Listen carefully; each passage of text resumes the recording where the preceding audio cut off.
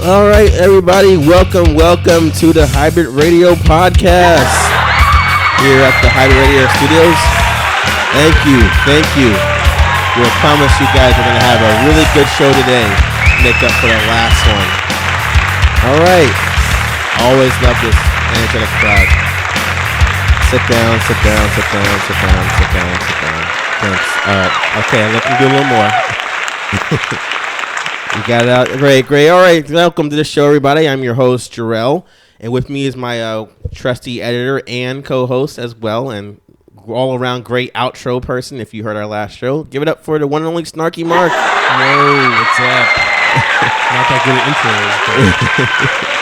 You got to work on his intro, too. Thank you.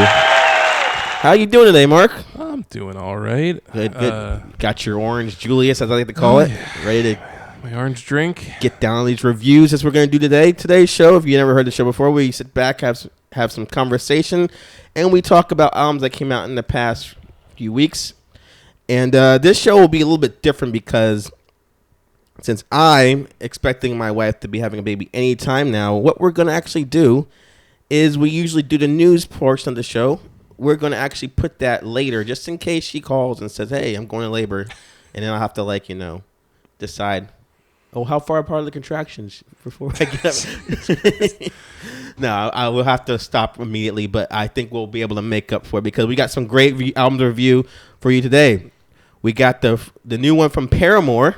All you kids out there like that, those hit bands like Paramore, they have a new album that came out. We're going to tell you what we old folkies think of it. Also, a band that has been gone for a long, long time. They're back now with a new record. Give it up for At the Drive-Thru. Woo! Yeah. At the Drive-Thru, not the name of the band. At the Drive-In. I keep mixing them up with that label, and what's just funny is I've been trying to make sure I don't say it that way, and I actually did it anyway. It's gonna happen. At the Drive-In, because I haven't seen a drive-in in a long time anyway, so I've seen more drive-thrus. It's like not even a word that we use anymore. Exactly. The closest one in our area, New Jersey, is all the way south, by Cape May, or if you want to go to New York City or New York State. Yeah. I've been there. So you can tell us about that in a little second. And also, finally, for all you 90s heads out there, we're going to be reviewing the latest album from Afghan Whigs. Yeah. Now, every show, I seem to think that Mark is a fan of these certain artists, and I'm always wrong. But this time, I'm absolutely sure you're the biggest Paramore fan around. Paramore? Oh, they're the ones this week, yeah. Yes. No. Fan. Obviously, Afghan Whigs, before we get into that, you are a fan of them, not just one album? I am definitely a fan of the Afghan Whigs. Yeah. I made that mistake with the Flaming Lips with you, too. I'm like, listen to one Flaming Lips album. He's got to listen to them all. And you're like, no, just that one. Yeah. And at the Drive-Thru, I've known you talked about them many times, and you've seen them live before, and you follow their... You haven't? No. Damn. See, I thought you saw them. My bad. I must be mixing them up with some other... Oh, I mixed them up with Refuse, I think it is. Yeah. Okay, yeah. Refuse is a band that you... still see when they made that reunion. So a little bit that they have similarities that they broke up and got back together, and they were relevant in the early 2000s. Mm-hmm. So we got the same thing. So we're gonna do that. Also, the news portion we'll do at the end of the show is actually gonna be at a little of a news / game I'm playing with Mark, and we'll see how well he does in this trivia game we're gonna play. And I think that's basically it. Like I said, I got the baby coming, so we'll try to get to this as fast as possible. And also, it's like any minute now. Pretty much, even though on the calendar behind you see it says the baby is due on a week from now, but it's very far behind me. My wife is like, it could be any day now. It could be any day now. So every day she's been saying that, and one of the stipulations is, unfortunately, now I cannot drink at all until the baby is out. So I have my champagne and my 40s ready at the hospital. As soon as he pops out, I'm popping up the bottles and just celebrating. If they allow you to drink in hospitals, I've never tried getting drunk in the hospital before, but we'll see how that goes. I don't know. But this will be my first completely sober show, you guys. So no heroin, no cocaine, no nothing. So I don't know how you deal with. Mark's not much of a drinker or a needles guy. So it's not a needles guy. So it's gonna be like a little bit difficult, enjoying reality. It's tough. I only deal with reality when I'm It's only gonna make it harder to sit through this podcast. Yeah. So although you guys can drink a lot more for me if you guys want to. I really appreciate that. You guys in the audience as well. whatever they say. That I can't even think what people say now. They say are we having fun yet? Yeah. Is this a good time or what? Yeah. All right. So here we go. So let's get to this real quick. I'm assuming, Mark, your week was really nothing exciting, or maybe it was. Oh, thanks a lot. Because every week, assuming, it sucked. Okay. Well, how about this? How was your Mother's Day? Because we didn't do a show last week. Oh, true. And Mother's Day was pretty good. I went out for dinner with my grandmother, my parents, my aunt, my cousin, and her boyfriend's mother and grandmother. You treated Mama right, like Mr. T says, right? Oh my God. No, see, love that. This song. is the problem with being an adult and still feeling like I'm a child. Okay. And not having too many responsibilities is that I still don't think to bring money with me when I go out to dinner with my family. Yeah. Because I am still in that mode of like, my dad will pay for it. Like, I'm being invited out to dinner with my family. Like, I don't need to worry about it. Yeah. Not the case anymore. Yeah. We're at a point where they're like, all right, it's $40 a person, cough it up. And I'm like, oh fuck. You forgot to bring like, cash. Dad, I didn't go to the ATM. I'm so sorry. And then they literally dropped the check. I went to the bathroom because I was like, they'll fucking handle it. That old shit. Yeah. You didn't do the alligator hands. You decided to just leave the table altogether. Okay. I sit back down and my dad's like, it's $40 a person. I was like, oh shit. Oh, and we forgot to go to the ATM. I told you to remind me. It's funny. Like they literally have their legs are like falling asleep because you were in the bathroom for a good 45 minutes waiting, keep peeking out to see if they picked up the check. Nope. Still got to wait in there. So I owe my dad $80. Oh, wow. Damn. You must have really treated her nice at that IHOP, man. No, it was there was some good food at this place we went to. It was up north. And then I got a new phone yesterday. Oh, so all right. I got a new iPhone. Oh, what number are you at now? Same number. iPhone 6. Oh, 7. Oh, 7. Oh, you're ahead of me. I got the 5. Well, it's a SCS or whatever. It's like in between 5 and 6. Does what a 6 can do, but looks like a 5. So I took that because it's a good deal. And it's good for these podcasts because, as you guys can hear, the sound quality is great. And also when I upload it to our FTP, which is boring stuff right now, but I'll say it real quick, it goes all the way through. That's why our shows get up a lot faster than before. So if Apple wants me to sponsor the iPhone 5, I will, or the iPhone CE anyway, CS or whatever it's called, I will say that. I will say it's a great phone and I'm proud of it. On the other hand, my Mother's Day was interesting. Not only did we take my mother out to the Cheesecake Factory, and she, of course, because Mother's Day is really a hard day for me. It's like one of my least favorite holidays because my mother wants to be treated like a queen. I don't know how your mom is, but she's like, shower me with gifts, shower me with affection, shower me with attention. No, my mom was really happy that I got her a card that wasn't from the dollar store this year. Oh, okay. She made a big deal out of it. She's like, it's a real card. It's not like one of the... I was like, you mean every time I got you one of those dollar store cards, you knew? Just she flipped over the back. That's the only problem. That's, I only look at the back when I'm buying cards, actually. I don't look at the back when I get them because like you like a card, but the only way that factors if you're going to buy it or not is when you turn it all the way to the back and see that price at the bottom. $6 for that. Put it back. See, that's why I got the one with it's like got real ribbon on it. I was like, oh, there you go. See, that means that you spent at least $3 on it. See, Mark's a lucky guy, man, because you obviously have siblings, so everyone can chip in and make a gift, and you can sit back and do nothing, or go in the bathroom for a little bit and wait it out. I got her a $25 gift card. Yeah, that shows how much you care. Just hey, buy what you want, damn it. I fucking show up and I say I love you, and that's all I care. That's all that matters. I envy him, man. I wish I had that luxury, but. Made the reservations for like 11:30. My mom's like, I gotta go to church, and I'm like, I can't do like. No, wait, I made it for 11 because that's the only time the brunch was, and she's like, you gotta make it 11:30. That's the time I get there. I'm like, they don't work around you, like it's not the way it works, So, when we got there, my wife and her family were all waiting for my parents to get there, and then they're like, oh, we're on our way from church, which is like a good half hour from where we are once we started. So she's like, go ahead and order without us, blah blah blah. So she gets there and she's like, should have made it for 11 o'clock. It's like, I literally told you I called all these places before, but Mother's Day is such a holy day that, everything is booked. Mm-hmm. So I only get this place. And when I told them about I'm bringing the one and only great Jarrell's mother here, can you please move the reservation to 11:30? They, for some reason, said no. I literally told my mom that, and that sarcasm went right over her head, and she's just like, okay. Yeah, Mother's Day is like the least sarcastic day, the day of least sarcasm appreciation. Yeah, no. So like, basically like, she went right back to her menu and read it anyway. But what I want to make a point about this is after Mother's Day, my wife, as I've been mentioning for a few weeks, we were going to go see Metallica, and so after that we rushed him out of there, head over to like MetLife Stadium to see the show, and I want to let you guys know that normally if you guys are following us, you see that I post like a lot of reviews of concerts on there.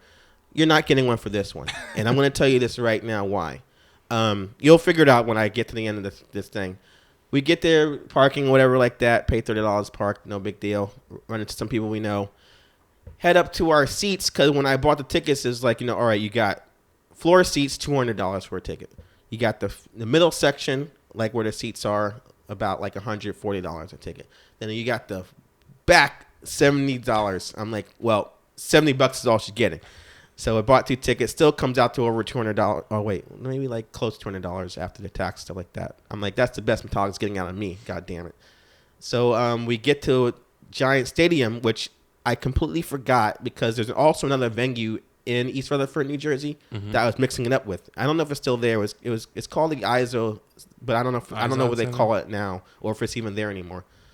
So I was thinking we're in some dome. So I'm like, no matter how far back we are, we can just watch them on TV. No big deal. Fucking stadium, dude. So we're in a football stadium, all the way at the fucking top 300 section, and they're like the fucking size of the kids from like Honey I Shrunk the Kids. That's how tiny they are when you're looking at. Am I actually seeing the band when you think about it? Not really. And what made it worse is the sound system area up there is so bad that the acoustics are just bouncing. So you don't like Avenged Sevenfold opening and Volbeat's opening. You don't know what the fuck song they're playing. It's like, I'm like, how are you guys enjoying this? I'm sitting there sulking. My wife's like, I don't know what song this is. I'm like listening, and she's a big Avenged Sevenfold fan. So she's like, I'm like, I think this is Backcountry. And I'm listening. Okay. Like, if I didn't know that, I wouldn't know a single song they're playing. It just sounds like just random noise. And they have those big, like, tall speakers on both sides, but they're only going up like, like, I don't know, like 60 feet. Yeah. And we're a lot higher than that. So it's just like, fuck, this is bullshit. Like, I should have just paid $30 in park and just sat in the parking lot. That's the exact same sound you hear out there. And then, like, so, like, what happened is I'm looking down, like, at the seats in front of me, like at the bottom of this section, because we're like in the 20s. If you look all the way down to the ones where the bar is, it's like there's no one there. So I went down there during like Avenged Sevenfold's. I guess not when they were playing. They weren't there. And then I go down there and I'm like, come down closer. And she's like, no. I'm like, all right, let's just wait and see if people come in for Metallica, and then we'll go down there.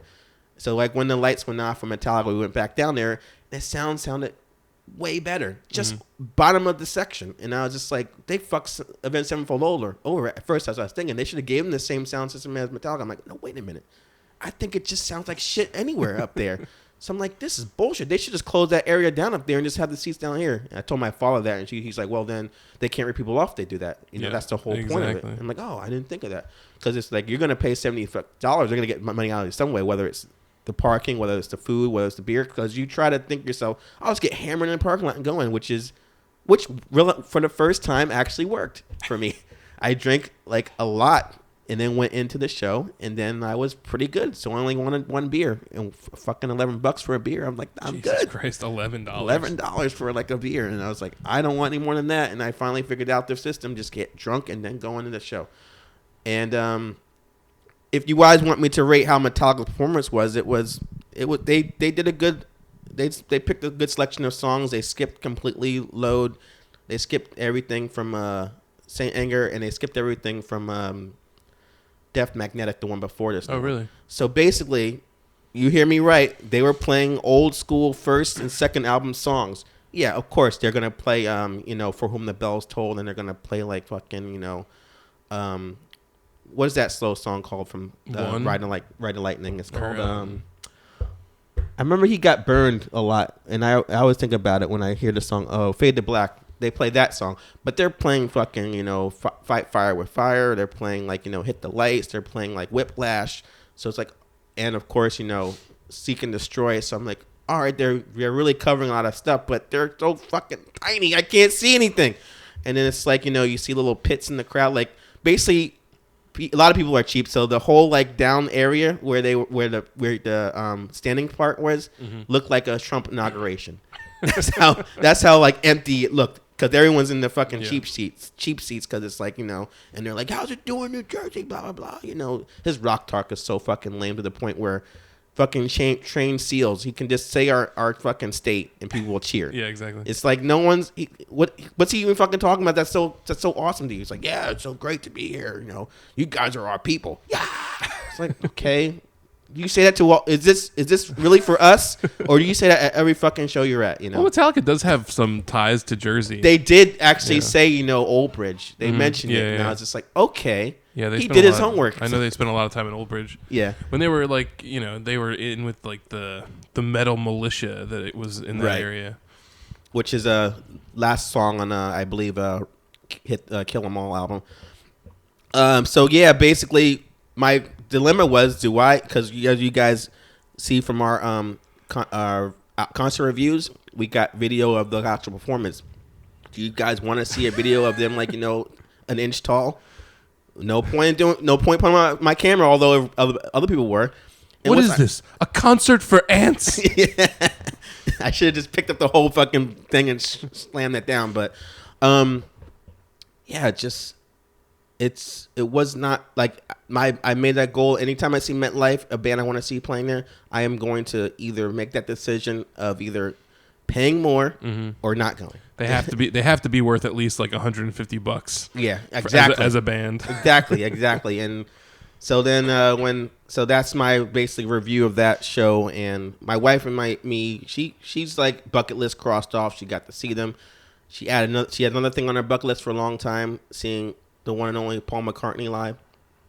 He's playing at Madison Square Garden in New York in September, around our anniversary. So $300 for 2 tickets.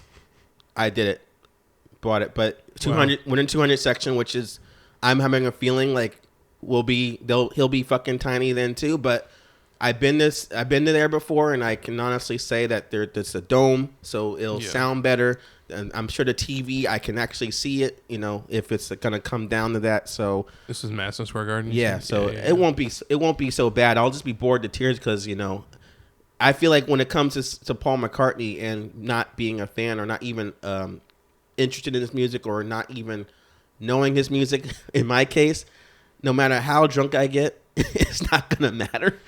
Like, I can just, because I was like, let's make a day of it for our anniversary. Let's go out to New York City in the afternoon, like, have something to eat. I'll probably drink a lot. And by the time I get to the show, it won't matter. I'll just be so like irritable. Well, is it weird? Like, if Mark, you ever been to the movie theaters and you see someone like passed out, or sometimes it's happened to you? Is it weird to sleep at a concert? Besides, like, one of those heady concerts, yeah. Probably. Okay, maybe I was thinking I could catch a quick nap, during his encore. I bet you go there and you're gonna be like, somehow I know all these songs. Right. As long as he plays the Christmas song like over and over again. Then I'm like, yeah, I know that one. I mean, he plays some Beatles songs. I'm sure he'll play some. I know he some will. of the all the hits, and they'll play the Live and Let Die. I'm wondering if he's going to actually play like the songs that John sang, or if he's going to do only ones he sang. Probably just the ones he does. Okay, then I won't know any of his songs. Jesus Christ. Unless he didn't sing Help by himself, so that won't work. I don't know. We'll see how that goes. So that was my actually like my Saturday. And before we get to the reviews, I want to tell you this interesting thing that happened to me. Woke up on Thursday morning, getting ready for work. My wife comes in the kitchen and she's like, hey, do you know who died today? And I was like, do I have to sit down for this? And she's like, probably not. You probably don't like this music anyway. I'm like, okay. She's like, lead singer of Soundgarden died. I was like, are you fucking kidding me? I should have been sitting down for this. I literally almost fell on the floor about that. Yeah. I'm like, Chris Cornell, like I'm first name basis. He's dead? And she's like, yeah, like they were playing a show in Detroit and then he was dead after that. I was like, I didn't know you liked this music. Like, dude, every fucking time, like, like certain songs come on the radio, like, I want to get to one song that I was obsessed about in a second, but whenever they play that song, like, Fell on Black Days, Mm-hmm. and she's like, I don't like that song. I don't like this. I was like, why don't you like this? It's not a bad song. He's got some songs, man, that I enjoy a lot. So I got to work and then found out the whole, like, I mean, how'd you find out? The same way? Basically, your wife told you? No, Facebook as always. Yeah. Scrolling through. Oh, like anti-Trump. This stupid. This that, and then the lead singer. Chris Cornell's dead. I'm like, fuck yeah. Like I'm with you, man. Like it's one of those things. You hear it and it's like you got punched in the stomach for a second. Like, oh my god. Because at first you think, like, he couldn't have been that much over 50, and then found out he's only 52 years old. And I was like, damn. And then, like, soon I got to work, I'm like, I wonder if people already posted stuff at the concert.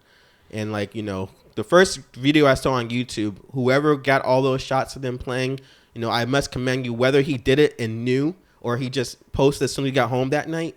It's like, man, you got your hits like crazy, man, because he was up to like about like 7,000 hits, and it was only 7 a.m. in the morning, or our time in New Jersey. And it's just like, man, like thinking about, like, you're thinking about all the songs that they wrote. I mean, for me, like the first time I heard, like, Soundgarden was Beavis and Butthead, of course. They were watching videos, and that album that they put out, Bad Motorfinger, like Outshine, I think was the first song I heard, and what really drew me into the band was, like, obviously his singing. Like, he's got that, like, that, like, soulful, like, like that loud, like, voice at the same time, where it's just, he belts out so well on those songs when he's screaming and everything like that.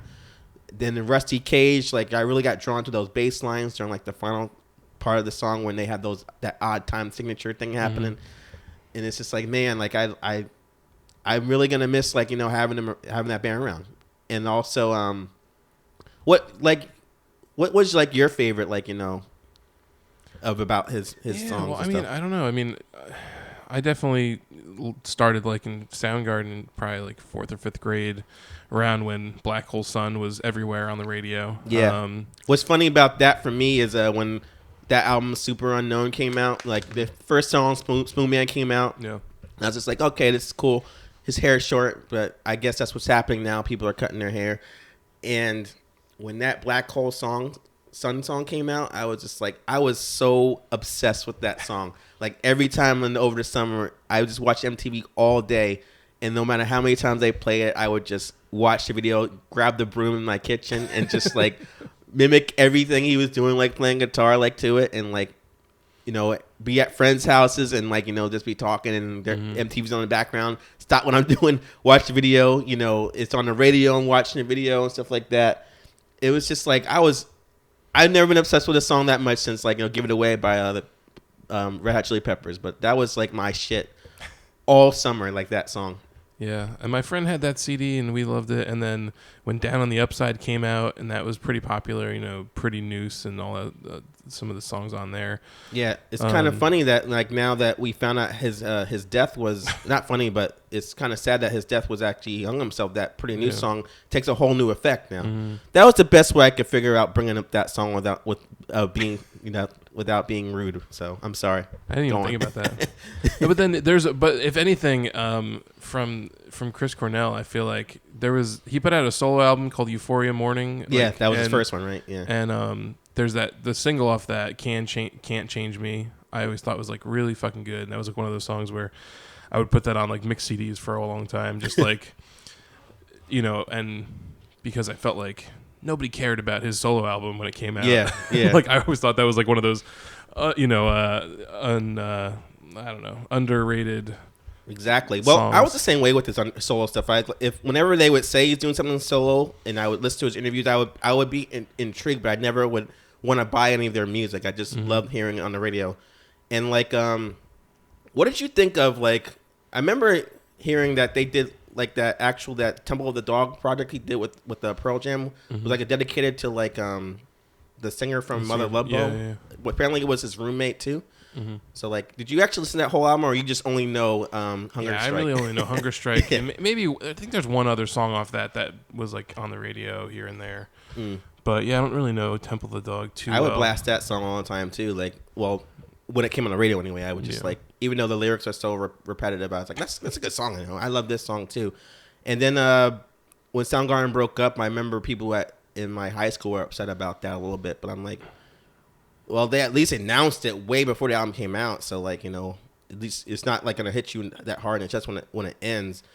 And then, what did you think of like? Because what happened is he in like I think 2001. I read that is when Audio Slave came out. Him with the Rage Against the Machine like rhythm section, I should say.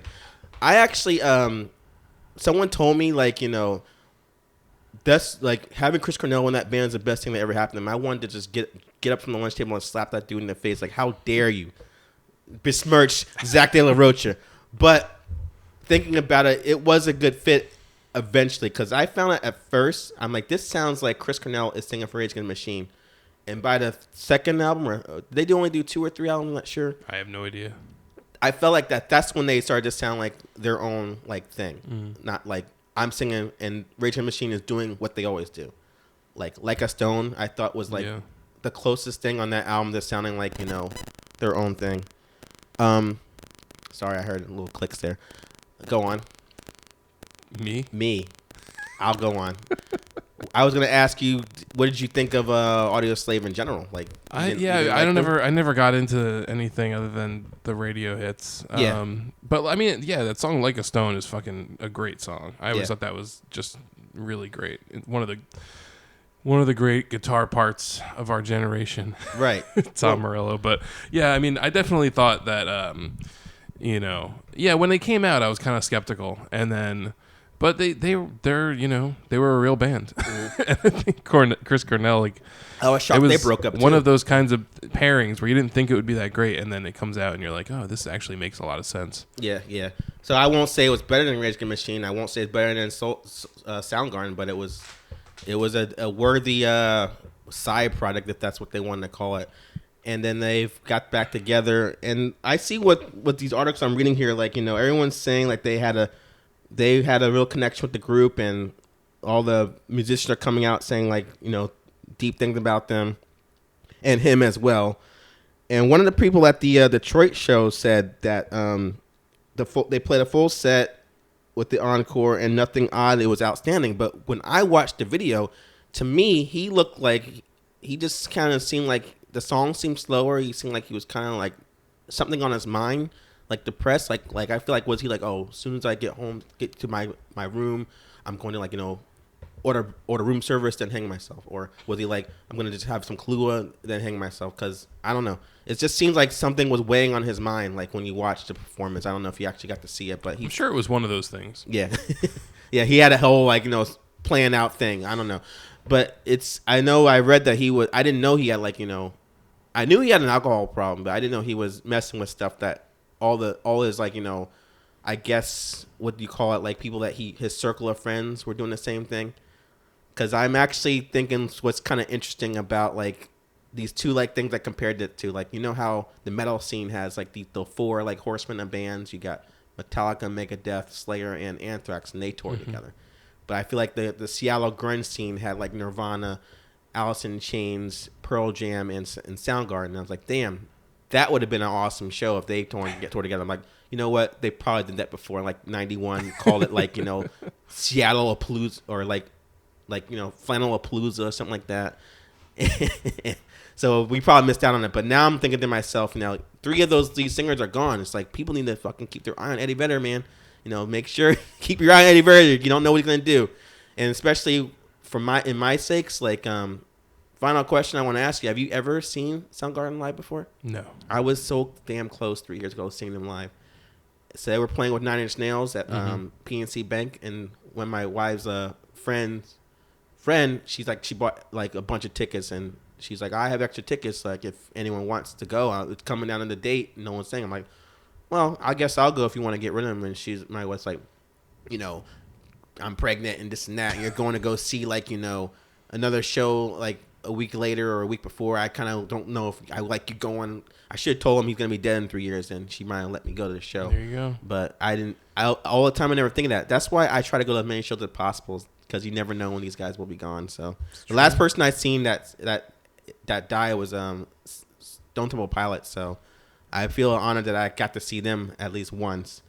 So I think like only thing I can morally say about that more than praising like his music and everything like that. Is he's gonna be tremendous loss to like the rock scene. He will totally be missed.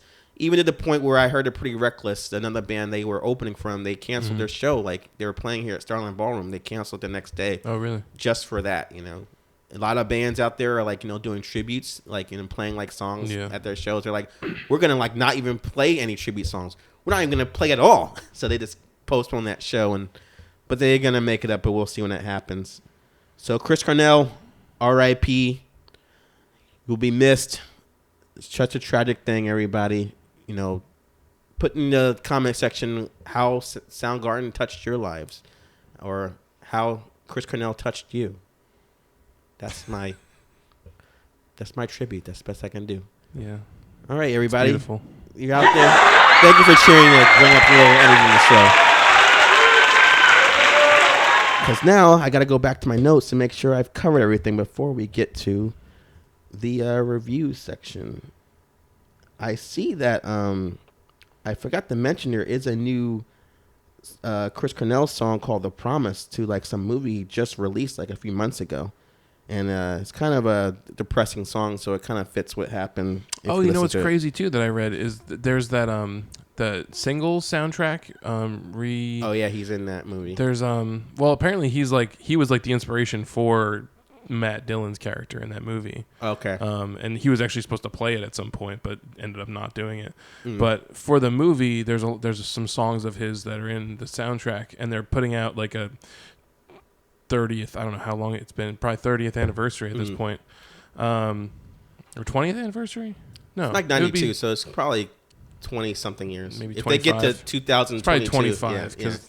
I know OK Computer is turning 20, so let's say 25. Anyway. Well, okay. So they're doing a deluxe reissuing of the soundtrack, and they're including a bonus disc, and one of the big part of the bonus disc is like basically a bunch of songs that he made for the movie, like before the movie was a movie, sort of inspired by it, I guess, the script or something. And like there's some earlier versions of a Soundgarden song or two on there, and it's kind of crazy because that came out, I think either it came out this past week or it's coming out this coming week. And just coincidentally, it's just coincidentally like it's like a lost Chris Cornell recording basically that was scheduled to come out like the week after his death, without being scheduled as such. I'm actually sure like all the if we were still working at that CD store, those Soundgarden CDs we flying off the shelves, that happens every time. It happened to me with Lou Reed. And I was like, we don't have any Lou Reed ever. Then we had to get special shipments of Lou Reed CDs that we would never carry otherwise. Yeah. And then, of course, by the time we got them, nobody really cared. Maybe we sold one or two, and then they sat there until we had to recall. Well, I was there for the Michael Jackson thing. Oh, yeah. And that went crazy. And then we kept going for a while to the point where we finally had way too many that we had to recall, and it just kept going and going. I was like, you can stop now. No one's talking about them anymore. They still just keep coming in. So it was just like, so it's just people Michael just Jackson. forget to like miss out. They miss out on. It seems like when you're an artist, it's the only time to get famous when you kill yourself. So actually, I just want to announce now this after this podcast, I'm going to shoot myself so we can just get some more hits. for your child to be born. It's the only way, I did it for the show, you guys. That's how much I love you guys. I remember when Whitney Houston died. Yeah, I remember they were scrambling to like purchase or to get into stores like anything Whitney Houston. And they ended up buying way too many copies of the Cinderella movie that she was in. Nobody fucking wanted it. And we had just 15 fucking copies of it for years because like they tried fucking putting it on $5 sale and like nobody cared. I wanted to get on people's asses. I was there for that because people were like, you have The Bodyguard. I'm like, what? Now you want to see that fucking movie? Now you want to see The Bodyguard? Or they were like, oh, you have The Preacher's Wife. That's it. I'm like, now you want to see Preacher's Wife? Oh, because now she's dead and you want to see it. I'll say Preacher's Wife is not a bad movie. It's not bad. It's been a while, but there was one Christmas where I forget what the fuck I was doing, but you for know some what's reason, actually funny? It was on TV all the time. You actually are praising a Denzel Washington film. I know. Mark hates Denzel Washington, and he finally picked a role that you like. What is it about this generic, like, Mr. Like, every man that you love, you want him to play like the good guy. That's what you want him to do. Yeah. That's it. He has to play an angel in order for me to enjoy his performance. Otherwise, I think he's like a total dick. Yeah, like I keep telling you, do not watch Fences then. That will not be for you. Yeah, wasn't planning on it. All right, you guys, let's get to some reviews now. Like I said, we'll get to them quick. And as you can see, it's only been half an hour on the show, so I kept my word. Let us start with the one and only Paramore, their album After Laughter, which is a nice rhyme. Yeah. They're a female-fronted rock band from Tennessee who formed in 2004. The original lineup includes Haley Williams on vocals, brothers Josh and Zach Farrow on lead guitar and drums, respectively, Jeremy Davis on bass, and Jason Bynum on rhythm guitar. And after their debut album, All We Know Is Falling, was released in 2005, the follow-up album, Riot, came out in 2007 and quickly pushed the band into the mainstream. That album includes successful hits like Misery Business and Crush, Crush, Crush, and a combination of alternative rock, pop, punk, and emo led the group to be labeled as the new No Doubt. And in 2010, founding members Josh and Zach left the group, claiming the band was a manufactured product of a major label and accused Haley of treating them as her solo project. Then in 2013, as a three-piece, they released their fourth album, which was self-titled. That album saw the group begin to add some new wave and some synth pop to their sound. It's been 4 years since that album came out, and this latest album is Paramore's fifth release, and there are a few changes. Do you know what those changes are, Mark? Changes to what? The group in general. I don't know. All right. I didn't think so, so I'm going to blow your mind on this one. This album does not feature bassist Jeremy Davis, who left the group in 2015. I'm sorry if that upsets you, but... Oh, my God. Jeremy, where you been? However, it does include the return of the original drummer. Zach Farrow is back. And with the guitarist Taylor York, who joined the group in 2007, the group is still a three-piece, unfortunately, but got the drummer back. But as with the last album, the band has decided to continue exploring the poppy new wave genre that they've been doing. So for all you old school like Paramore fans who think Zach's return will lead them to being returning to their rocking pop punk roots, need to give up on that dream right now. It is done. It's not happening. You might as well skip this album and this review entirely. That's my rating for you guys old school fans. All right, so everyone that's still remaining, here we go with the review of the new album.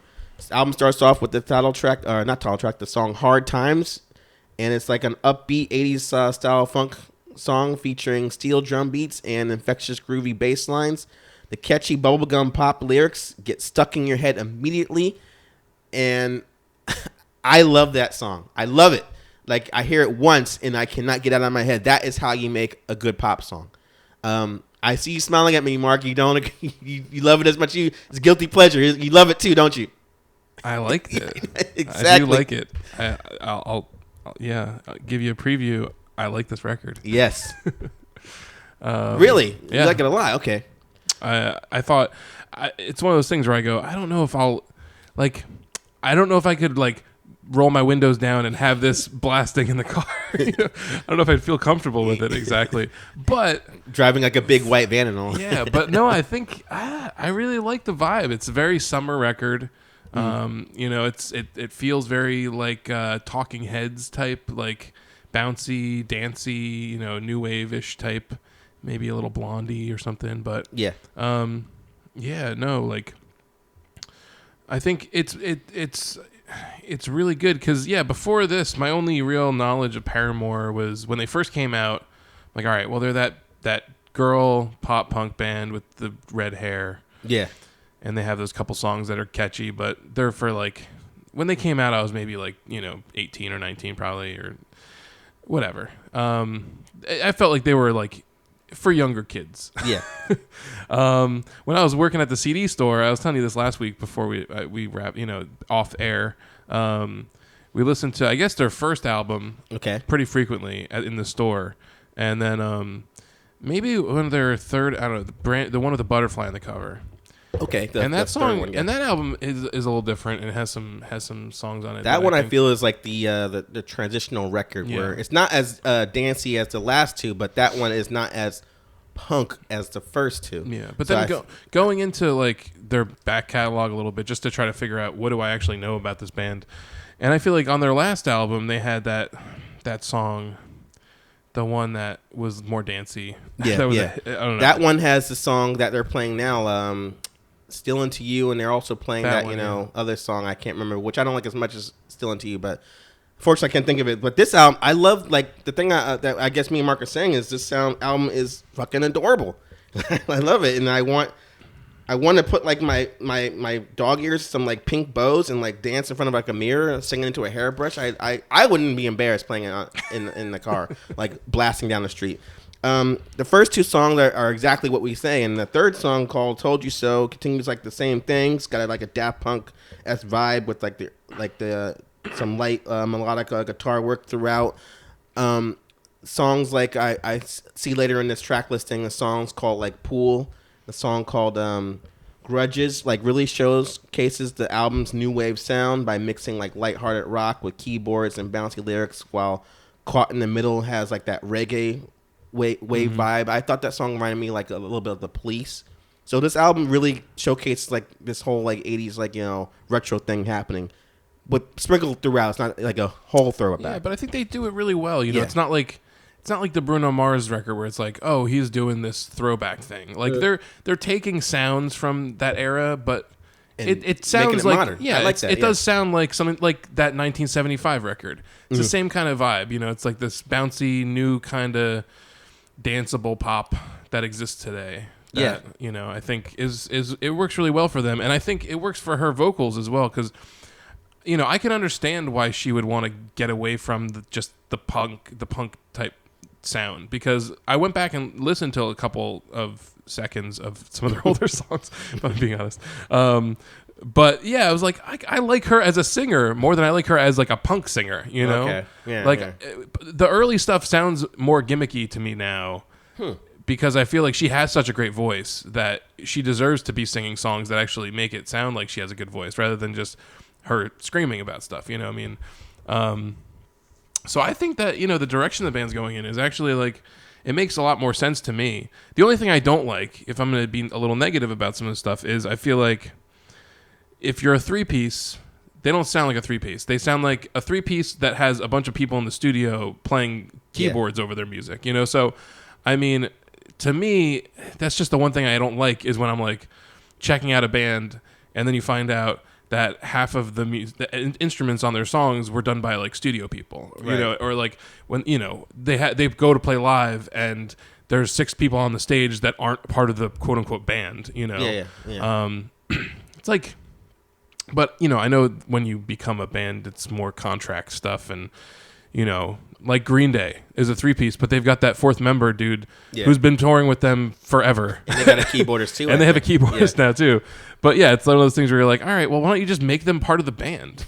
And I guess there's especially with something like Green Day, I mean, there's contracts and who owns what percentage of what, revenue streams and whatever. And I'm interested that your complaint is that, because I thought we were going to do the same thing. My complaint on this album is I feel like when they make the mistake of bringing down the mood, because it's really upbeat, and then in the middle of the record they bring it down with like the power ballads. Like about 26. Yeah, 26 is like an absolute buzzkill, and then the song "Forgiveness" is like a really like cliche like alternative pop sounds like what Kelly Clarkson does, and the song "Fake Happy" is such a generic pop rock song about only smiling on the outside, one of those like kind of things. Yeah. So at that point, the energy of the record comes to such a grinding halt. Like even on that song when they're doing the bop bop bas during the bridge, I'm like, it's too late.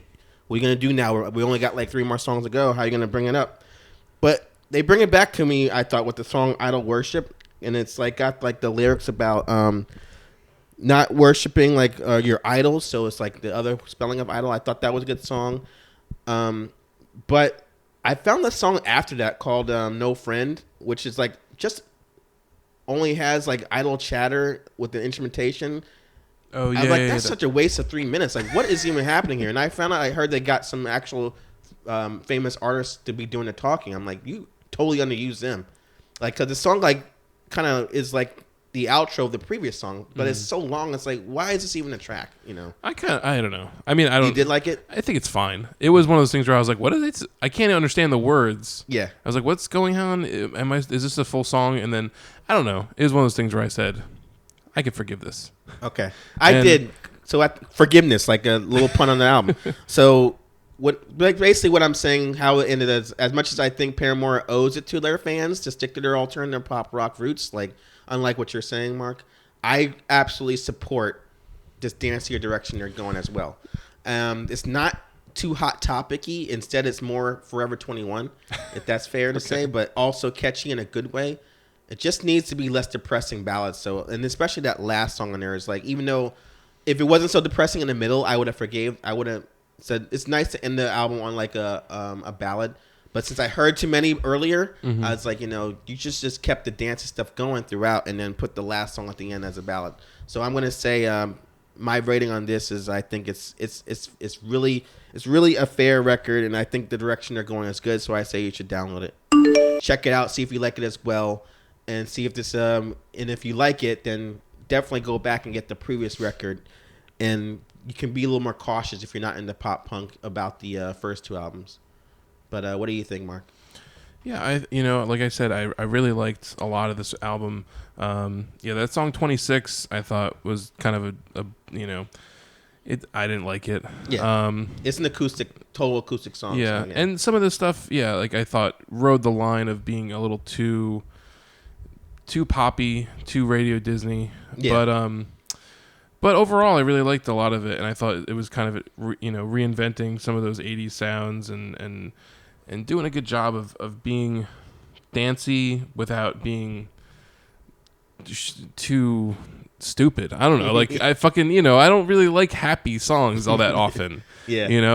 Or stuff that's intended to like be like, all right, we're gonna make everyone dance. Come on, guys, do. But did you notice, like, before you give me a rating, that if you really read the lyrics to her songs, I like when they present a sad or thing, but have dancey stuff in the background. Definitely. Well, that to me is what made this album good.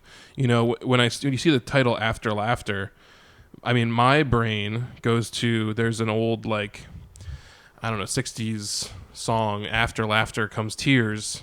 So that's, to me, is where that comes from. So I'm like, all right, well, this is going to be a sad record, but then it's mostly danceable pop songs with, like, sad lyrics. Right. So I get, that to me is, like, where my heart lives. It's like, like the reason I love that Pup album so much is because it's, like, these fucking, 3 minutes long pop punk songs about, like loss and, like, self-doubt and all this kind of stuff.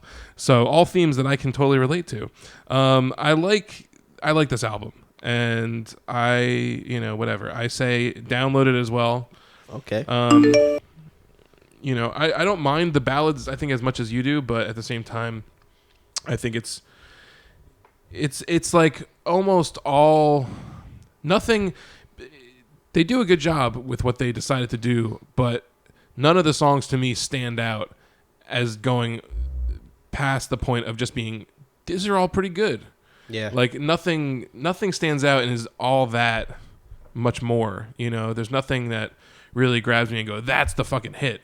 Like I couldn't tell you what song they picked as be the single from this because they're all kind of in the same vein of like, you could see any of them being a song that people would sing along to at a show or like she would dance with on stage, but like nothing really crosses that line into like, oh, that hook on that is so fucking good. I think they really need that. So hopefully the next record will be just as, the same kind of vibe, but with maybe a little bit stronger songwriting. Okay. So let us know what you think in the comments if you actually heard the new Paramore album, because obviously we enjoyed it. Tell us if you enjoyed it as well, or if you didn't like it, or tell us what your rating would be as well. We love to hear what you think. Before we get to the next one, I just want to say, like, real quick, I actually disagree because I think the first song is going to be a timeless like pop song for years and years. I'll have to go back and really. Hard Times is it. That song's not. I mean, I know it's good. It's what dragged me into, like, it's what made me feel like this is good. Yeah. But still, I felt like it. Everything else, I think you're right. But that one song that's gonna be their fucking what we should be putting in a time capsule and launching in the space. Okay. And if I want to give my opinion on what they should do to make an even better record, is if they can somehow take what they used to do and do what they do now and put it together, that would be like a total bias record by this record. Now, if they want to go even further and have like the most timeless record ever. Like basically the White Album of Paramore. I have not figured that out. What I should tell them what to do. Yeah, I do have them on speed dial. I'll let them know as soon as I think of it. Did you hear though? They're doing a fucking White Album reissue coming up. I'm really psyched on that. Oh, you did? Let me tell you, that's true. I got the Beatles White Album on cassette in 3rd grade, and it like changed my fucking life. Ugh. So that's the one with the blister on the fingers song. Yeah. Okay. Yeah. I remember you showed me that before at work one day, and I was like, okay, now I get that Family Guy reference. Dude, the Beatles White Album is such an insane piece of art. Like, it's got so many songs that it doesn't go together. Like, if we were to listen to it now, like if a band put out an album like that now, a double album with like just the most ridiculous like songs that are like kid songs to sing along to, all the way to like serious ballads, all the way to like just sound collages of weird shit. Yeah. We would be like, fuck this, skip it. You it doesn't never know, fucking matter because it might be one of those ones that would stand a test of time if the Beatles album didn't come out before. If someone just did it now, yeah. You never know. It's basically they might have the same reaction as Paul Boutique by the Beastie Boys, where it came out, people were like, I don't get it, and then years later, now I do. Yeah. So you never know. So how you guys doing out there? One review down, 2 more to go. So that means you gotta sit down. So we'll go to the next one right now. This next one, I'm so fucking excited to talk about. The latest album from At the Drive-In.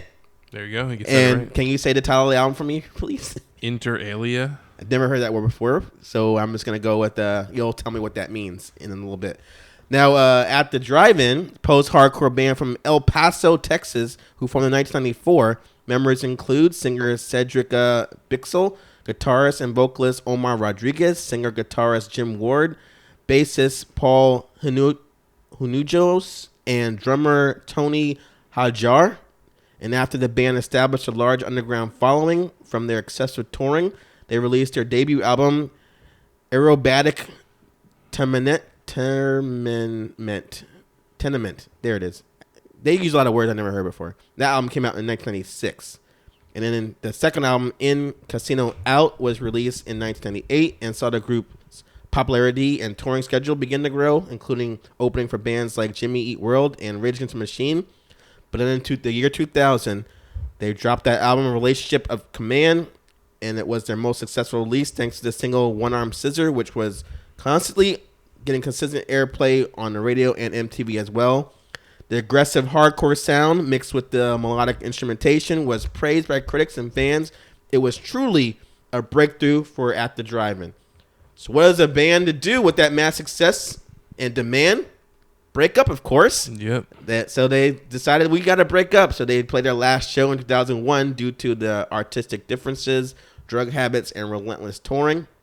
So with that, we got the spawn of one band formed by Bixler and Rodriguez.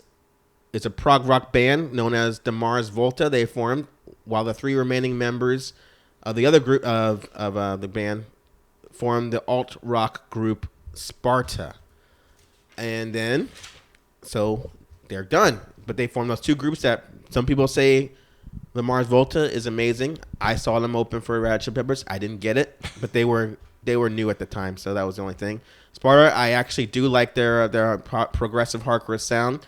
So then they were doing those for a while. And then in 2009, At the Drive-In reformed and played some reunion shows, but broke up again in 2012, mostly due to guitarist Omar Rodriguez wanting to move on to newer projects, and he felt like he was spinning his wheels, like talking about songs or singing songs that he doesn't relate to anymore. And then 2015, the newly rejuvenated band reunited again, but right before the 2016 tour, Jim Ward decided to lead the group, and he was replaced by Sparta guitarist, what's his name, Keely Davis, I think that's his name, who is on this new record. Now, Mark's a big fan, I'm sure, so did I forget anything? Anything else you want to add? Favorite albums, favorite members, thing like that? Well, I don't know too much about their history. For me, I always felt like they're one of those bands that people fucking love. Right. And I knew a lot of people that were so super, super into them. I always felt like I was sort of an At the Drive-In like poser because I knew a Relationship of Command, and that was really the only album I ever owned. Oh, okay. I had like this like weird split single they did with some other band called Sunshine that I bought, randomly. But when I was like a freshman in college, my roommate was a big fan of theirs, and so I definitely heard a lot through him because he would play my knowledge of a few Death Cab for Cutie records and Bright Eyes records and At the Drive-In is just because he would play them all the time, and I would just be like, okay, I guess I'll listen to your music now. All right, so I guess fortunately we're not going to get this album sound like this and this one, so this is what I'm expecting to go on this one. Yeah. I guess what we're both looking for is after a 17-year gap, we just want them to show the same intensity that they showed on their previous thing. So a lot of people are skeptical when it comes to reunion albums and stuff like that. So we're going to be the same way. So I'm going to say for myself, I'm not too familiar with their previous albums as well. I've only heard One Arm Scissor a bunch of times, but from what I heard on this latest one, the band still are great at blending the two unique rhythm and lead guitars playing at the same time while frantically using odd time signatures when it counts. I think they still got it. And Cedric's shouting vocals still display a sense of chaos and urgency, whether he's spitting rapid lyrics over energetic punk tracks like the first song called No Wolf Like the Present, or preaching his echoed like vocals a la Zach De La Rocha on the song Continuum. It's like, I really don't know what he's saying, but a lot of the songs on here, like his vocals delivery are so commanding. I feel like I'm being summoned to do something. I don't know what it is, but I just know he's telling me in his vocals act now, and it's like, oh my god, this is incredible. What one lyric I did catch that I love is on I was on the Fugazi influence track Governed by Contagion when they're like, that's the way the guillotine claps and the claps come in. I'm like, this is the single, and I found out it actually is, but I love that track on that album. That's one of my favorite songs on the record. How was it going with you when you were listening to it? Yo, first 6 tracks, all fire. I'll give you that. This fucking album, man, it comes out swinging. I really, really was really happy listening to it. And as someone who I know, their earlier stuff, I know very few and far between. Fucking their biggest album, I'm a big fan of. It's in my CD wallet. I keep in my car all the time, so it's something I'm pretty familiar with. And I thought this really picked up, and I was surprised to hear that, because I was under the impression that it was all the original members coming back. I was surprised that one of the guitar players wasn't with them anymore. Mm-hmm. I think the drummer was different too, or something. I don't know. I've read some comments that was saying well, without 2 of the guys, how is it?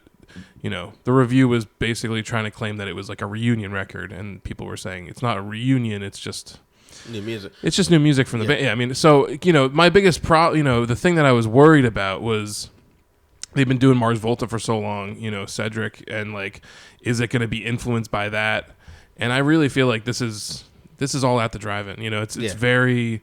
It's exactly what I wanted out of this record. The first couple songs are all, like you said, the first 4 going up to Governed by Contagion are just fucking pounding it out. It's nonstop. I really enjoyed it.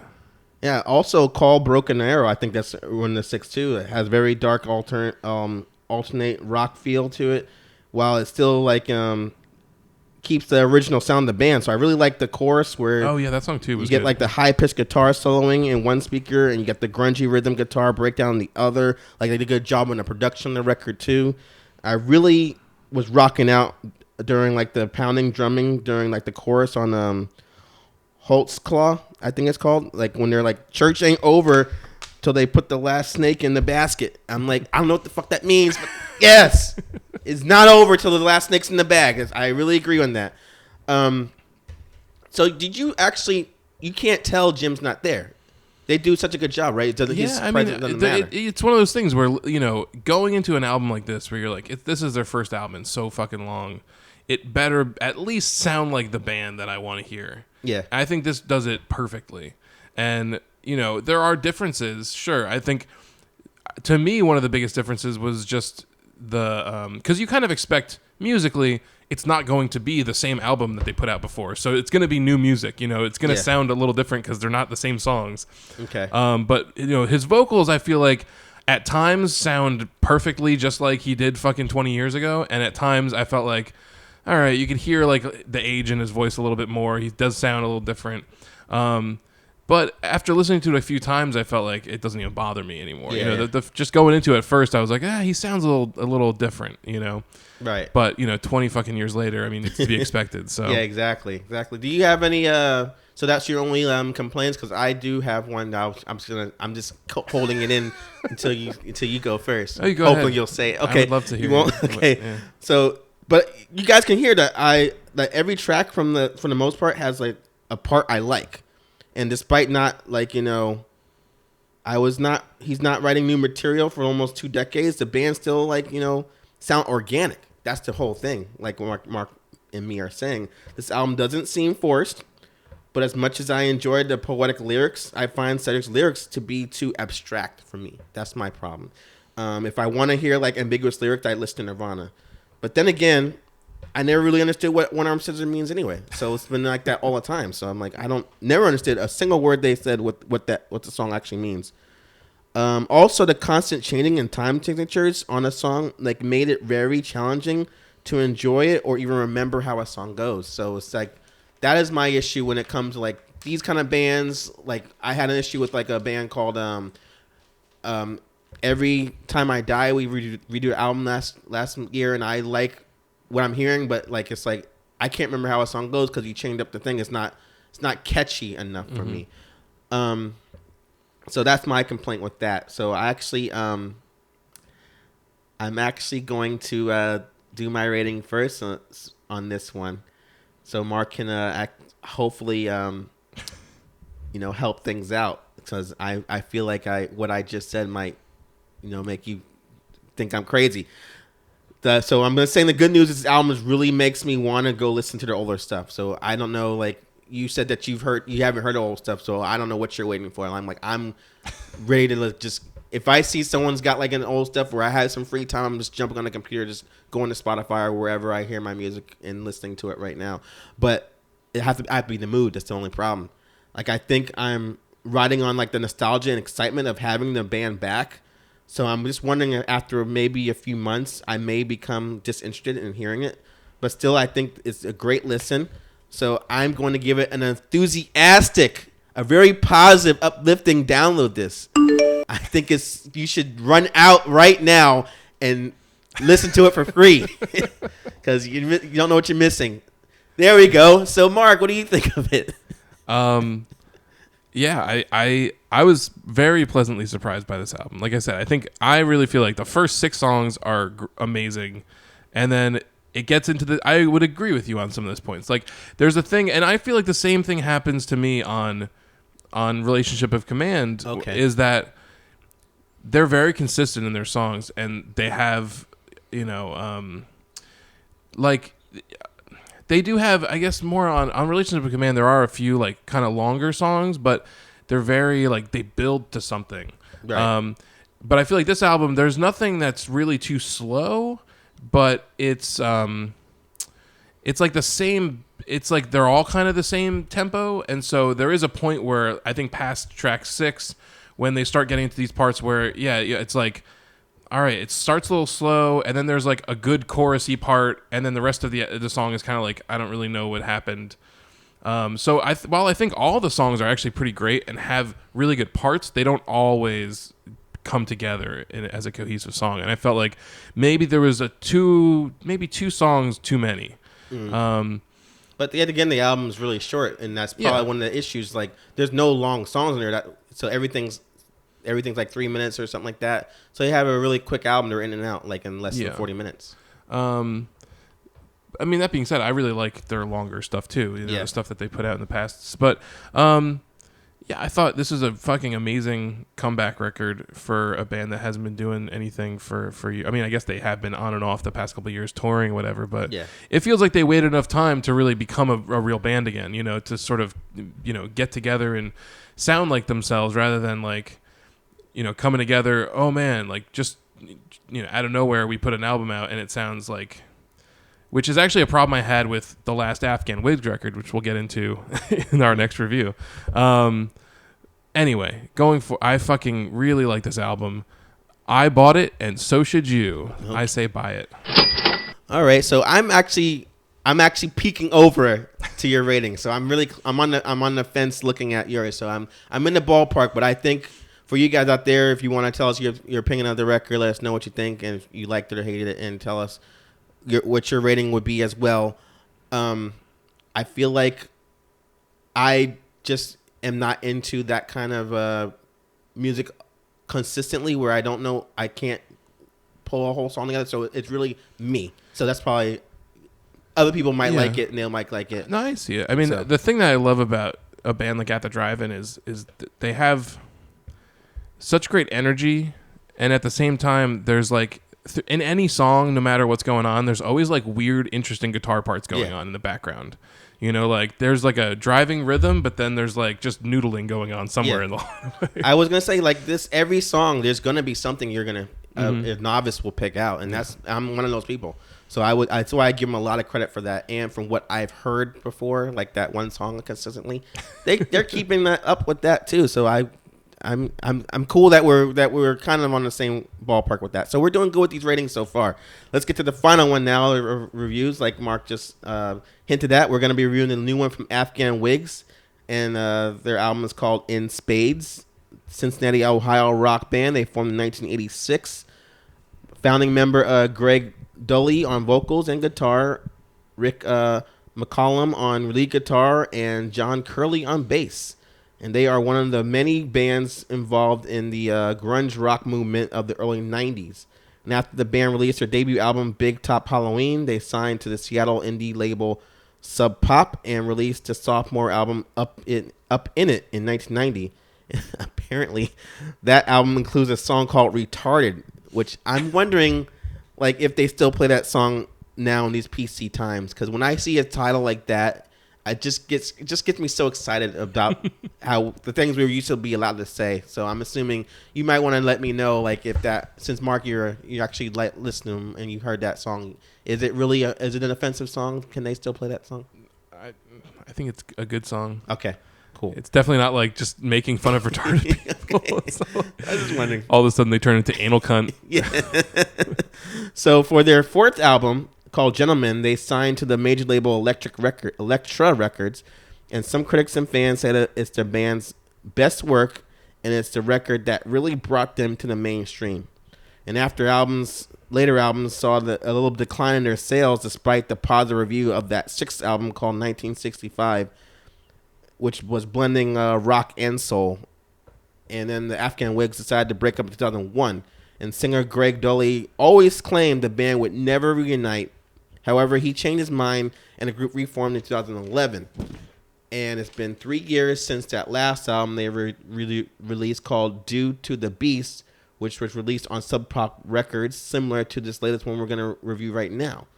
Now, I've noticed from listening to them that Afghan Whigs music has been labeled as a combination of soulful R&B vocals that feature like despondent lyrics about like romance, drug use, sadomasochism, alienation, all mixed with like a grungy guitar rock sound, which is right up Mark's alley. Yeah. So it's like, for me, I've only heard the albums Black Love in 1965 in their past, which, though I didn't hate them, they also didn't leave much of an impression on me.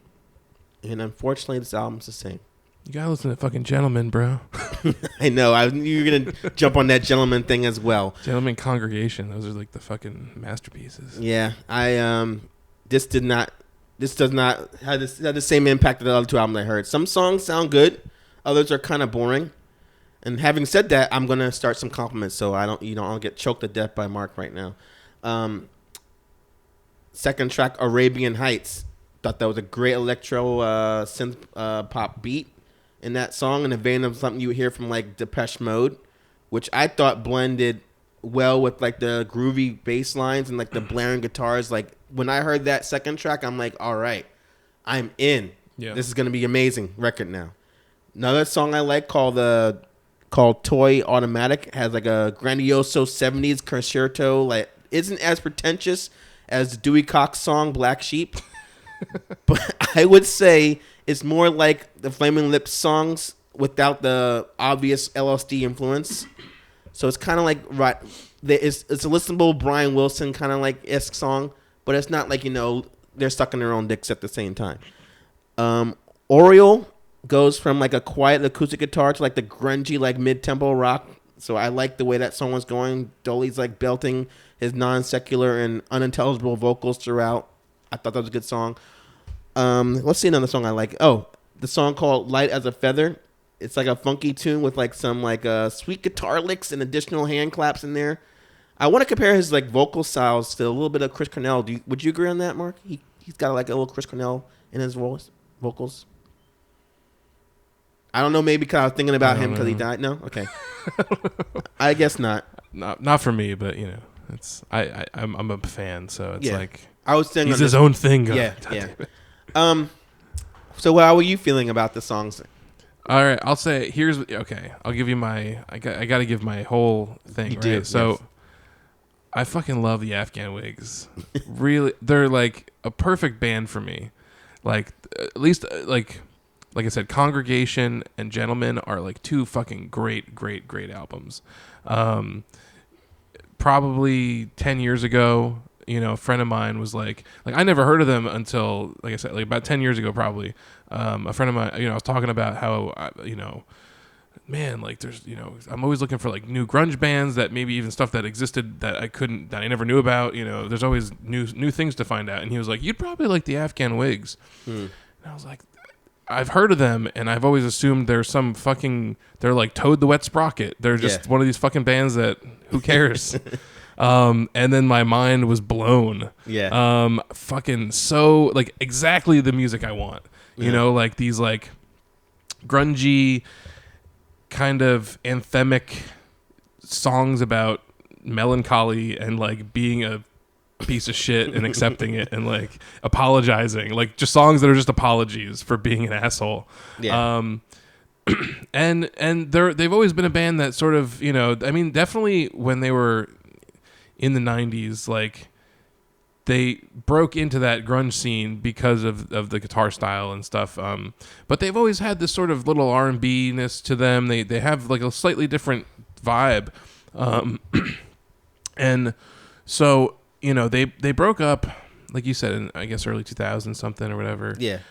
So you heard that last one that they put out 3 years ago? So, So this is the thing, right? So they put out like a retrospective CD in like 2007 that they got back together with, because the thing is, the last album and this one, they don't have, their original guitar player is not with them anymore. Right. But he was with them when they put together, I think, they recorded 2 songs for this retrospective CD.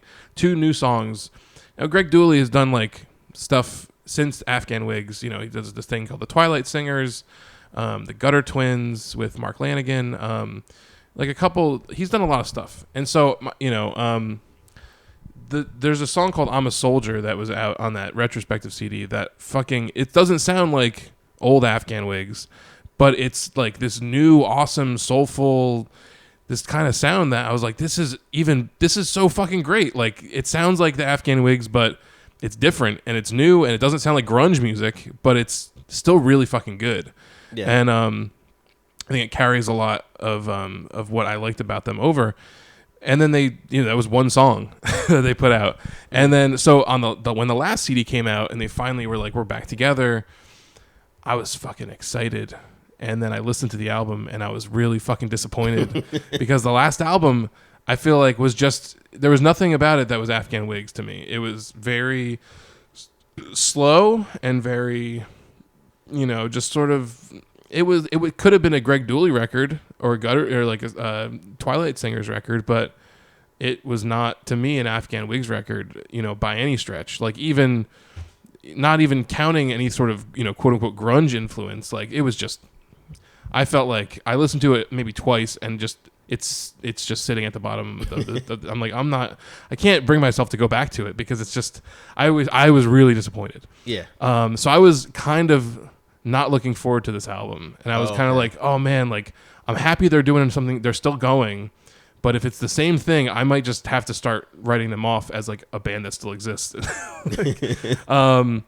And I was very like the first song. I'm like, all right, like I like his voice and I think he's a good singer and I like the slower stuff too. So like I can appreciate this, but I really hope it picks up. And the fucking second song my phone went dark, so I can't remember the name of this. Arabian Heights. Yeah. The fucking beat comes in and I was like, all right, at least it's upbeat and at least there's a fucking like there's something going on here. Yeah. And then as soon as like a minute in, the slide guitar comes in and like this distorted slide guitar, and I was like, yes. That's like I fucking am home. Like this sounds like the fucking Afghan Whigs are playing. I was there too on that song. That's probably one of my favorite songs on the album. Yeah. And plus I like Depeche Mode's like dance that stuff they do, like even like early 9 Inch Nails stuff. So I was like, I'm there. Yeah. So it kept going. So for this record, I just kept being so pleasantly surprised by how much it sounds just like it's like an evolution of the band that I liked. So it doesn't sound like 90s Afghan Whigs, but right. It has enough of that in there and enough of the sound of their records with the other stuff that they started bringing in, the more soulful R&B type stuff and slower song, but like I feel like the record doesn't really run out of steam the way that I thought it would. Like I really was expecting something to come along where all of a sudden it just kind of drops. Mm-hmm. But it's only like a little over a half hour. Right. And it really I think it keeps the momentum really going, and I was really happy with it. Okay. So I actually was not. But I want to say that, what actually surprised me was the last song on the album is called Into the Floor. It's got like this 80s powerhouse ballad. So they're doing newer stuff like I feel like you're saying it, but that seemed like such a left field throwback. It's like, this sounds like some Bryan Adams shit. And it's got like the overzealous, cheesy, like high falsetto vocals mixed with like the sensational drum fills and like the laid guitar riffs and pianos in the background. It's so 80s. Why are they doing that? Even though they were around in the 80s. Mm-hmm. But I guess you liked it more. Is there anything else before you give your rating? I mean, I'll just say that I think that I need to still keep listening to it, but it's a grower.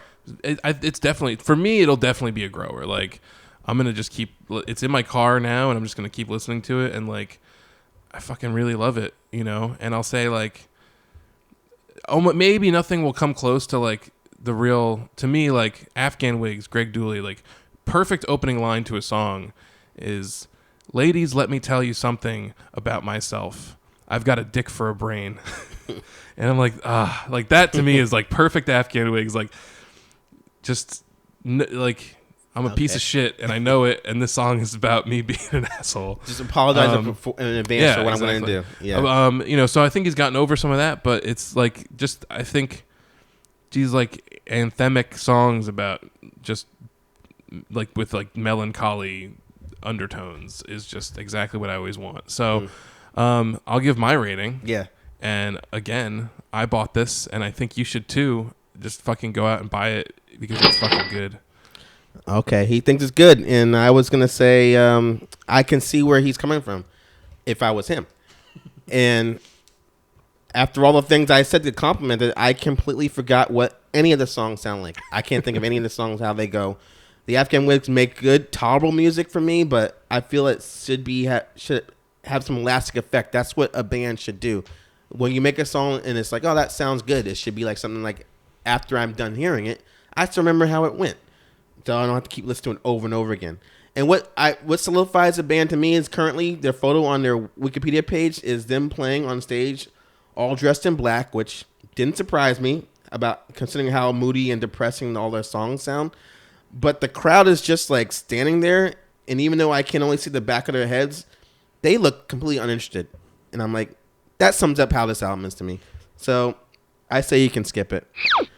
Fuck you. Yeah, fuck you back. But I'm just saying, just look at that crowd. It's like that sums it up right there. A still picture of the back of people's heads. Yep. You're such an asshole. I'm like looking at them playing. I'm like, yep, of course they're in black. And then I'm looking at the crowd. It's not one single hands up. I'm imagining they're just watching them.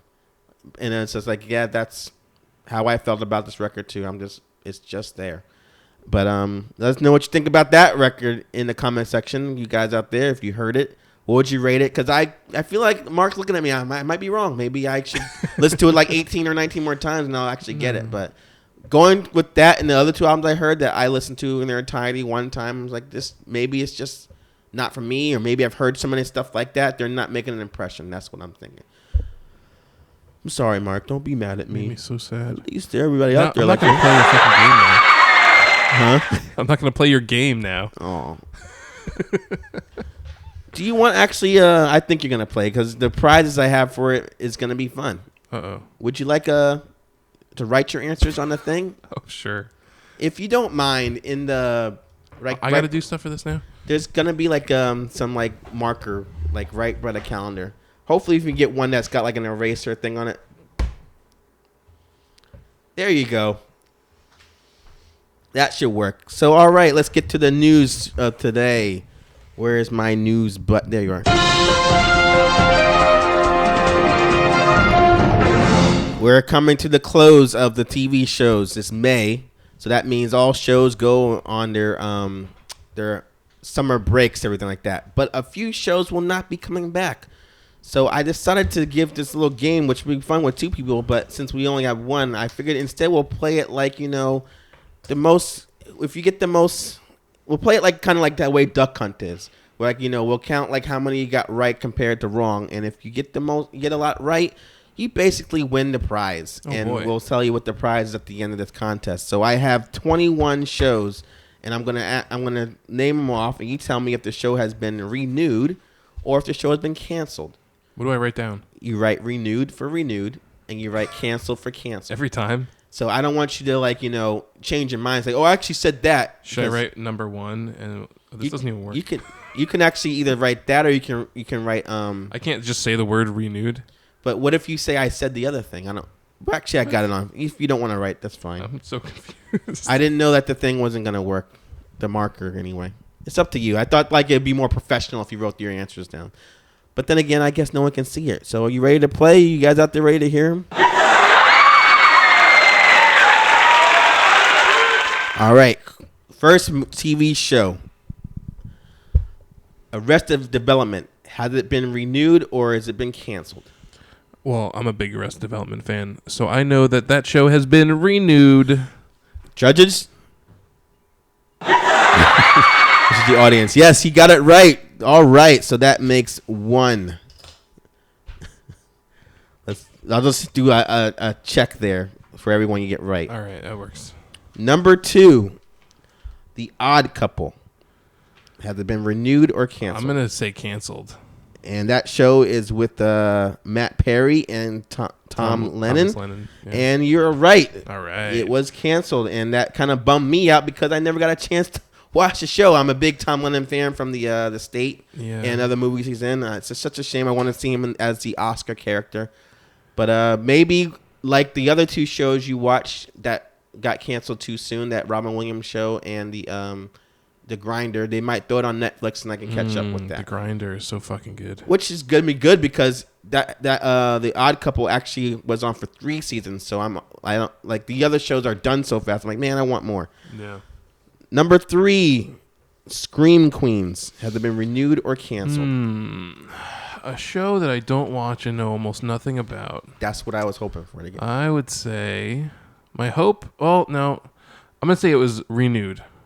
Final answer? Final answer is renewed. Wrong. The show has been canceled. They're canceling the show after 2 seasons. So sorry, Jamie Lee Curtis. You got to hope for another Halloween movie to come out. Is that chick Emma Roberts in that show? Yes. Is she on that? I like that chick. Well, she's always got the other show to fall back on if they're going to keep American Horror Story going. Oh, she in that too? Yeah. Oh. And I've seen her in movies. I don't know her. She's also got money. She's good. She's like Julia Roberts' niece. I think, yeah. So she's fine.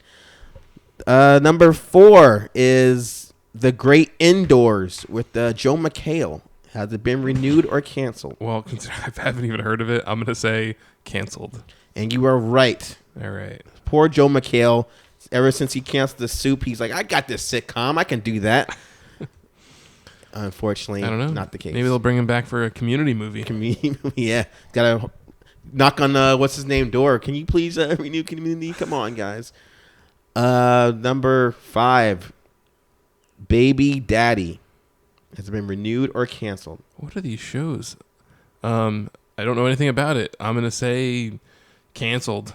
And you are right. Sounds stupid. After 6 seasons, Baby Daddy will not be coming back. It's on a Freeform channel. Yeah, I don't. This is the thing is that I don't have cable, so I don't even like hear about shows that aren't on streaming services. That's what makes this contest so fun. Yeah. So, I don't even have I don't do channel surfing or look at the fucking guide, so I don't skip past even the names of shows that I don't hear about, All right, so Mark's doing a good job so far. He's got 4 questions right, and we got a lot more to go, so he might make it. Next question. The show called Two Broke Girls. Has it been renewed or canceled? Okay, I have heard that the show is canceled. Okay, you were right about that. And that show, luckily, is Whitney Cummings' brainchild of 2 girls working at a restaurant, and they're annoying as shit. And unfortunately, I watched the first 2 episodes when it first came out, thinking it'd be a great show, but unfortunately, I hate the shit, and it's still on. But finally, after 6th season, they realized Jarrell doesn't like the show. We should cancel it. Sometimes it takes people a long time to figure out what show they should. Well, keep. you know what's crazy is I actually read an article, and I read an article about the cancellation, and it wasn't even canceled because of any real reason other than this. It's shot on the Warner Brothers lot, but it airs on CBS, and they couldn't come up with a contract between the 2 companies on working out how they're going to pay about it. Because CBS pays money for Warner Brothers to produce it, and it's just a contract thing. Yeah, it has nothing to do with anything ratings or anything like that. Oh, figures. I mean, I like to tell myself it is. Who cares? I mean, yeah, I don't care about it. Anyway, all right. Next one. Next show, Brooklyn Nine-Nine, renewed or canceled? Well, I'm gonna go with my hope because I do like Brooklyn. I'm gonna say renewed. You shouldn't go on your hopes all the time. Are you sure? I'm gonna say renewed because I want it to be renewed. You're right. It's called renewed. The fucking power of positive thinking, Jarrell, and you should try it sometime. All right, I will try it from now on. Next one, Son of Zorn. I know what the show is. It's that weird live action cartoon crossover thing. With Jason Sudeikis doing the voice of the He-Man like character. Just basing off of what the show is. I'm gonna say it's canceled because shit like that doesn't last. Fox did cancel the show, and you were right about that one. Huh? Look at you, man. See, I should have had 2 people on, but you would have probably housed them anyway. Next show, Gotham. Was it renewed or canceled? I'll say it was renewed because you're right. Shit can't die sometimes. They have to wrap up how Batman becomes Batman anyway. So, I mean, I'll say I've seen some clips, and I think that the kid that does the Joker on that is pretty cool. They made a good choice by bringing him back to life because when they killed him, I'm like, this guy is even better than Jared Leto. Do you watch the show? Yeah, I haven't seen it. I've seen clips. Pretty caught up. So when it comes to a show like that I kind of don't watch regularly, I'm invested in some way, shape, or form. They got rid of what's her name, right? The Jada Pinkett Smith. Yeah, but she came back though. She was gone for 2 seasons. I remember I watched a little bit of it. I didn't like her. Yeah, my girl doesn't like her either, but if it goes with the whole sensationalism of the show, how villains are in Gotham anyway. So I thought she was an okay fit. I just thought she was black, and I don't like that. The whole show is black though. Next show, The Last Man on Earth. Has it been renewed or canceled? That's the Will Forte movie where he's the last man on Earth. Right. Show, sorry. I started watching that and then kind of fell off. I'm going to say it was renewed. Wow, you're killing this game, man. Right. It was renewed. And that show is him by himself. Apparently, at first we thought it was him alone, but he ran into the girl from the voice of the Kristen girl. Shaw. That's her name? Okay, thanks. I just know her voice and what she looks like, but she's not a household name yet. To me, anyway. She is to me. And they renewed it for a 4th season, which I didn't even know the show was on that long. Yeah, I was going to say, if it made it past season 1, I kind of think it's going to have, to me, I'm like, all right, well, it's a couple seasons in that people probably like it. Sometimes it doesn't work that way, especially with Fox. They cancel shit That's true, yeah. quickly. And another show on ABC, this next one is Modern Family. Was it renewed or canceled? I'm going to say renewed. And what do you base that on? Because you're correct. Because it's fucking been on for so long and people still like that shit. Yeah, that's why I figured not to put Simpsons in this game because The shows like that, even if the quality is super low, it just Yeah. well, we're making money. Let's keep it going. It's like Big Bang Theory. Yeah, Probably renewed. you got that one right too. Because that was another question. Next show, Last Man Standing. Oh, well, Tim Allen I've show. heard about this already. Oh, okay. Got canceled. Which And I am so happy for because I hate Tim Allen. About it. Not me. Tim Allen is a worthless hack that hasn't done anything good since his drug bust in the 70s. You didn't like fucking Home Improvement? I did. I just wanted to make a good joke. I was actually gonna make a Home Improvement reference earlier when you said that you were looking over the fence at my joke or at my rating. I was Wilsoning you. I was like, howdy home, neighbor. What's the problem? Well, Wilson, my wife thinks I should start taking out the garbage. You know what the ancient Mayans used to say? It's like same shit every week with this show. Yeah, but I mean, you couldn't see his face, man. That's the kind of shit when you think back to like shit that made people lose their minds in the 90s before the internet really existed. Yeah. Like stupid shit like that. Like, is Wilson going to show his face this week? Feel the same thing with the artist Sia, though. And then she finally did. Well, her face is on her album covers. I mean, it is? It's just on her earlier ones. Oh, okay. Before I was under the impression we never seen her face before. Apparently, I was wrong. No, she had an album cover. When I worked at Borders, I was like, "Who's this chick?" And then she blew up, and I was like, now she want to show her face more. Next show, 13 Reasons Why, the new Netflix show everyone's been talking their asses off about. I'll say it's renewed. Renewed, yes. You think you've already won the prize. I don't know too much about that show. I've seen that show in headlines, which makes me assume that people like it. Yeah, it's kind of like your Stranger Things. Why would they cancel that, right? Yeah. I wonder if shows get canceled on Netflix. That's what I was going to say. Like Netflix. How can you get canceled on Netflix? Yeah. That'd be bad. You'd have to. They don't release their numbers, but you'd have to be really fucking low to like not get. I think. Yeah, I don't know. I'm sure there's. I'm sure there's a shit ton of Netflix stuff that hasn't gotten renewed just because it just went nowhere. All right, next one, Wheel of Fortune. Was it renewed or canceled? I mean, it's an institution. I'd say it's renewed until one of them dies. Oh, wait, you actually can get the bonus question, too. I'll give you an extra check for that. Ooh. When has it been renewed up to, and what would that be? What season would that be at that point? Jesus. I'm going to say it was renewed for another 3 years, and that'll be season 45. Oh, I'll give you that because according to Price is Right, you didn't go over. It's 36th season and it has been renewed for 3 years. 2020. Killing it, Mark. That's what I'm doing, man. The X-Files, renewed or canceled? Renewed. And you obviously are a fan. You said that so fast. I'm a pretty big fan of that. Got that one correct. Yeah. Although I feel like those episodes they put out were like kind of hit or miss, and I'm like, just let it die. Just fucking let it die. All right, we're coming to the home stretch. The TV show Snatched. Sorry, was it renewed or canceled? This is based on that movie Snatch. Yeah. I'll say canceled. Oh, you blew your streak. You're wrong. Crackle is renewing the show for a second season. Yeah, but does that really count? If you're renewed on Crackle, hey, it works for Jerry Seinfeld. That can work for them too. Which actually, I'm wrong. I think he's moving it from Crackle. Oh, really? To that Comedians in Cars Getting Coffee, which I like the show depending on who he's got on. Next show, Fear the Walking Dead. Was it renewed or canceled? Renewed, probably. Right, because zombies are still in, so they're keeping it going for a third season starting in June on AMC. Wait, sorry, I'm wrong. Ahead of the launch of the third season in June, AMC renewed the series for a fourth season, so I don't even know if that happened yet. They might just be banking on it being well. Oh, so season 3 is coming up, but they've already renewed the fourth season. Yeah, some shows do that. Next show, Man Seeking Woman. Was it renewed or canceled? The FXX romantic comedy series starring that whiny guy from with Jay Barrett show. Yeah. I want to check that show out. It's got weird puppets and shit in it. Weirder than us. I'm gonna say renewed. Another wrong one. It's been canceled. There will be no fourth season. Sorry, Mark. I'm sorry. That means you're the kiss of death when it comes to sitcoms. If you actually, it usually happens when you watch them. Now you're killing them before you even get a chance to look at them. The Mindy Project, renewed or canceled? let's pray to the gods and say it's canceled. And you were wrong on that.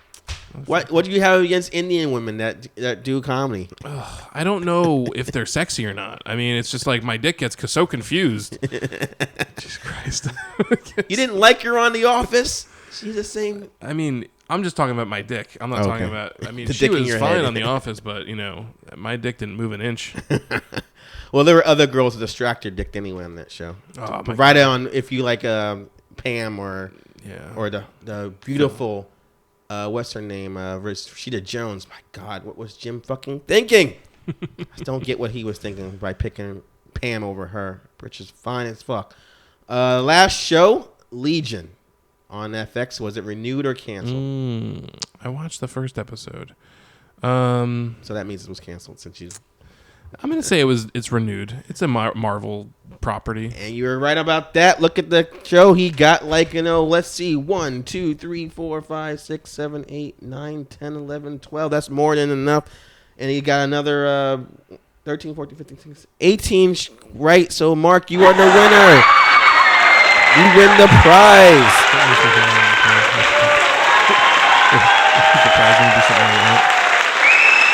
Jarrell, tell him what he's actually won. Well, Jarrell, he has won an autographed copy of my likeness. Take it home with you. Enjoy. It will actually, picture will be up on the podcast so you can see what he actually won. And also, he wins a $10 gift certificate to Cluck place called Chick-fil-A. Sorry, I was going to say the other place. Oh, man. So enjoy those prizes, and thank you for playing our game. No problem. That is just a token of my appreciation for you hanging in with this show with all the changes I've been going to. And I was going to have a final question. Has this show been renewed or canceled? Because this is, I was going to say, basically... It's basically our season finale, basically, because we're going to be taking a break until most shows go 3 months off. I'm going to try to push to just one, and we'll try to be back in mid-July with some new reviews for you that came out in June. So I'm hoping that we are still renewed after that. The powers that be, our producers that look at our numbers, hopefully they don't. And don't worry about that. Just basically looking at two guys talking about music and enjoying the time that they're doing. And the hobby works enough for them to keep the show going. So I want to thank you guys for listening out there. I also want to thank you guys for cheering before I can finish talking. And most of all, I want to thank Snarky Mark for coming out and doing these shows with me and taking some time from his Sundays and being away from his wife to bullshit about music that sometimes he just didn't even care to hear. Yeah. Oh, you're welcome. I appreciate all that, and I appreciate you guys out there. So hang in there. We will be doing updates on the website, and not on. Actually, I don't know about the website. How soon that will be up? We need to get a web designer to help us out with that. But we'll be doing constant Facebook renewals, and constantly, when I can, we'll be posting stuff on our YouTube channel to get in touch with us. So let's do the outro stuff right now. And luckily, we were able to do a whole show. I didn't get a call about the baby being born unless I gave her actually your number, Mark. And I don't know if you just been ignoring your texts all night. No, nothing yet. Okay, so good. We made it through the fire. So, but just to be safe, there will be no show next week, and or the next month. I should be honest with you. And then we'll come back as soon as we can. So keep your ears to the streets and your eyes to the screens.